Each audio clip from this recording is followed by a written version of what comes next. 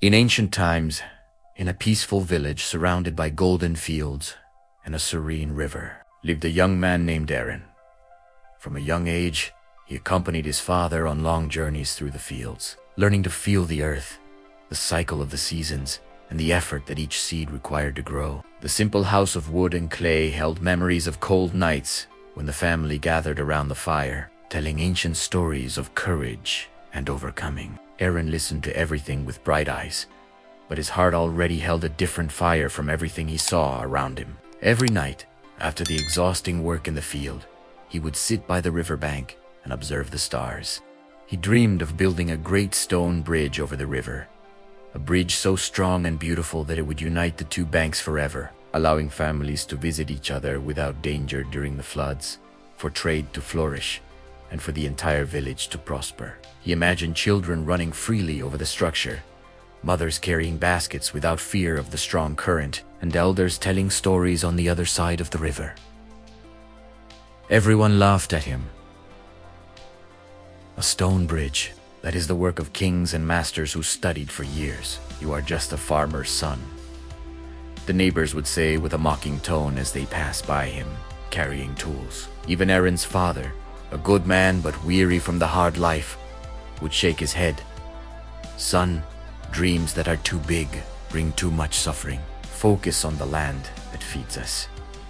But Aron had a greater reason than the laughter of others. He deeply loved Lira, a young woman with a sweet gaze and skillful hands, who wove baskets and helped her mother take care of the house. Lira saw the sparkle in his eyes and, instead of discouraging him, held his calloused hands and said, "If this dream lives in you, I will be by your side. Love does not need stone bridges, but if you build one, I will cross it with you every day."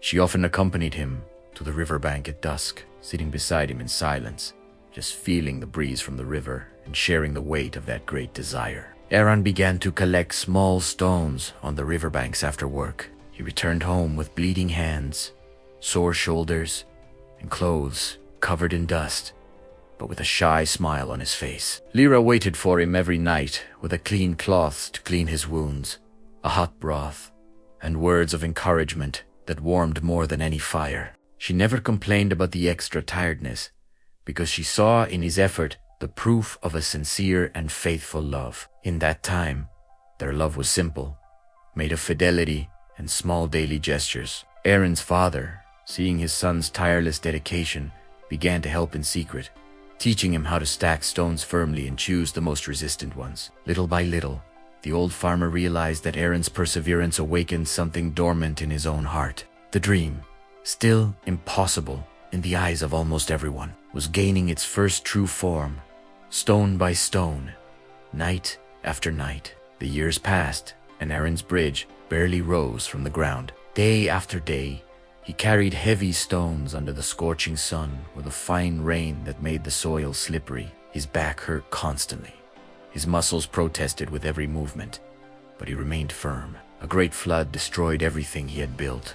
The stones he had carried with so much effort were taken away by the furious current, as if the river wanted to erase his dream. Aron fell to his knees on the muddy bank, his body trembling with deep exhaustion and piercing pain. He cried like a child, tears mixing with the rainwater that fell on his face. He had lost months of hard work. His hands were injured again, bleeding and full of blisters, and the people of the village murmured in the streets that he was stubborn and foolish for insisting on that madness. The pain was even greater when Aron's father became seriously ill. 4 weeks, the young man spent sleepless nights by the old farmer's bed, changing cold compresses and holding his frail hand. In the final hours, the father, with a weak but emotional voice, held his son's hand and whispered, "I didn't believe, son, but I saw your perseverance. Continue.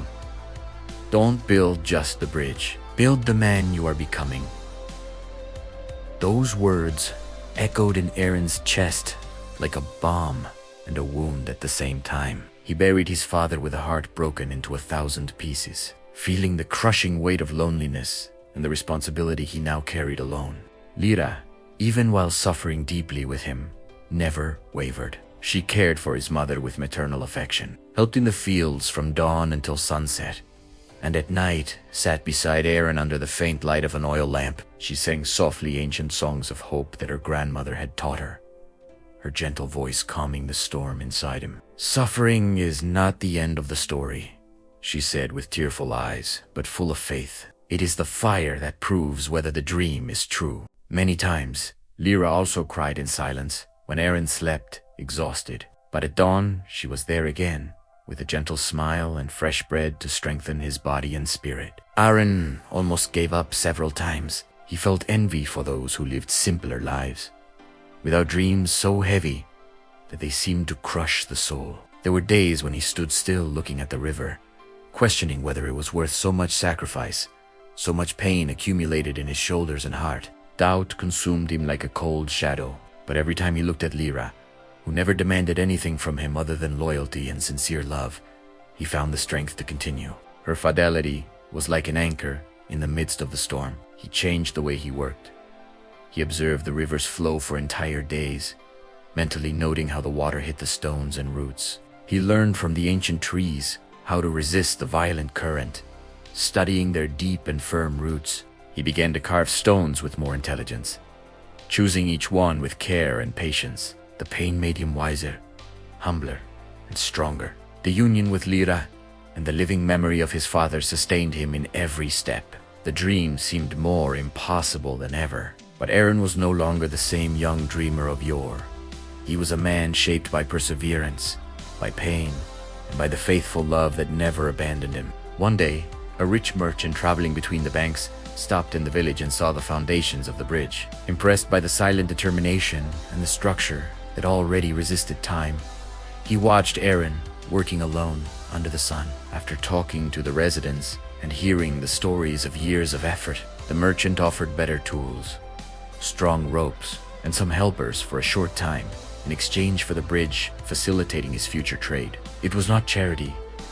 It was the recognition of honest work and a perseverance that few possessed. Aron could hardly believe what he was seeing. His eyes watered as he accepted the help with deep gratitude. Beside him, Lira smiled, with a heart overflowing with contained joy, knowing that that moment was the fruit of so many tears and sleepless nights. Together, Aron, Lira, and the few who now believed in him worked tirelessly. From dawn to dusk, they raised stone upon stone, adjusting every detail with extreme care. Aron's hands bled again. His back hurt like never before. His muscles burned with fatigue. But Lira's love and the living memory of his father gave him renewed strength at every moment. Lira carried fresh water, prepared simple meals, and encouraged everyone with gentle words, transforming the collective effort into an act of union and hope.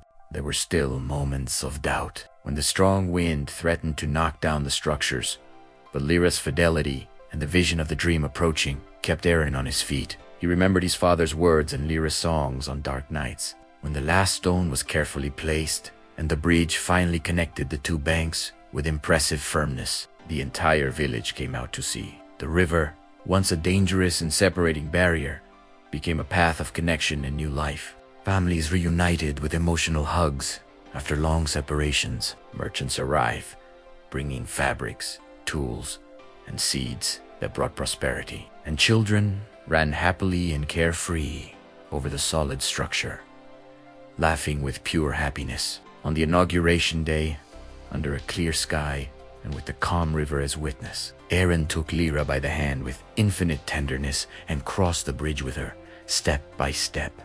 Tears ran down both their faces, mixing overcome pain, gratitude, and a love that had resisted everything. He had overcome the impossible. Not by magic or luck, but through years of suffering, constant pain, fightful love, and true union. The dream that everyone called madness became the greatest blessing of the village, a legacy of perseverance that would inspire generations. They got married under the bridge, surrounded by the community that now celebrated together, promising eternal fidelity to each other, just as the bridge promised to last for the generations to come. The gentle wind carried their voices as they exchanged vows of love, sealing not only a marriage, but the victory of a dream built with blood, sweat, and dedication.